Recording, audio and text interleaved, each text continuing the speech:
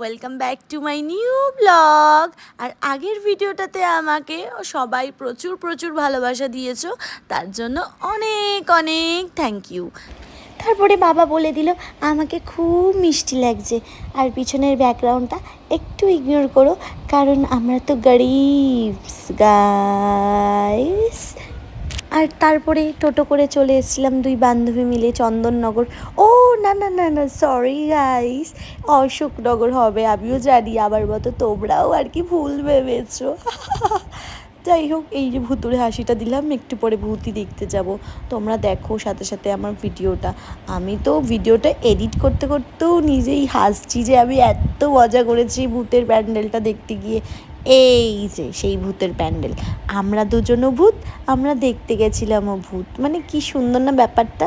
আর রিয়া তো কি আর বলবো, ওর সাজেশনেই আমরা গেছিলাম এই ভূতের প্যান্ডেলটা দেখতে, যেটা আর কি এখান থেকে ওখান থেকে ঝাঁপ মারছে, ভূত তবলা বাজাচ্ছে, ভূত নাচ করছে, মানে আলাদাই চলছে ভূতের, মানে একটা ইয়ো ব্যাপার আছে ভূতের মধ্যে, বুঝতে পেরেছো তো।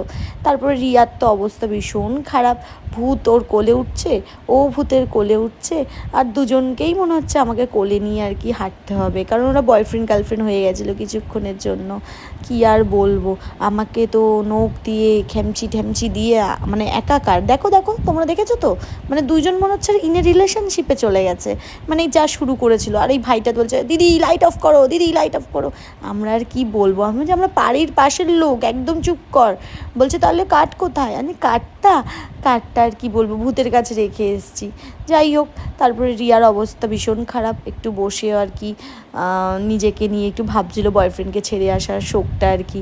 তারপরে চলে এসেছিলাম এই প্যান্ডেলটায়, যেটা লাল লাইট দিয়ে ভুতুড়ে করে রেখেছিল, আমি জানি না কেন, কিছু ফটোও তুলতে দেবে না আর কি। প্যান্ডেলে গেছি, একটু সাদা লাইটগুলো লাগাবে, সবাই একটু ছবি তুলবো, কি সুন্দর, সেই সব না। কি আর বলবো, ছাড়ো বাদ দাও। তারপর চলে গেছিলাম, এই দেখো আমাকে কি সুন্দর না দেখতে, তোমরাই বলো, খুব মিষ্টি আমি জানি। যাই হোক, এই জন্যই তো কপালে দুঃখ বেশি। আমার বান্ধবী আমাকে দেখে একটু জ্বলন পূরণে আমাকে মেরে দিয়ে চলে গেল, মানে স্কুলের বান্ধবী আর কি। ফুচকা খেয়ে ওখান থেকে আবারও আর একটা প্যান্ডেলে চলে গেলাম, মানে অনেকগুলোই প্যান্ডেল হয়েছিল, আর সবকটাই মোটামুটি ভীষণই সুন্দর। আর যারা যারা এখনও কল্যাণগড়ে প্যান্ডেল ভিজিট করনি, তারা কিন্তু অবশ্যই প্যান্ডেলের কাছে চলে যেও। মেবি রবিবার অবধি লাস্ট পুজো আর কি প্যান্ডেল থাকবে, তারপরে মেবি বন্ধ সব কিছু, মানে আবার নর্মাল লাইফে ফিরে আসতে হবে। এই দেখো মায়ের মুখটা এত সুন্দর, আমার তো সব থেকে বেশি এই মাটাকেই ভালো লেগেছে, মানে সব মাই সুন্দর, বাট এই মার মুখটা, প্রতিমার মুখটা একটু বেশিই সুন্দর। আর এই লাইটটা দেখে মনে হচ্ছে আমি বাড়িতে তুলে নিয়ে যাই। আমাকে একটু ফটোও তুলতে দেবে না এই কাকিমা, ধাক্কা মেরে চলে যাচ্ছে আর কি।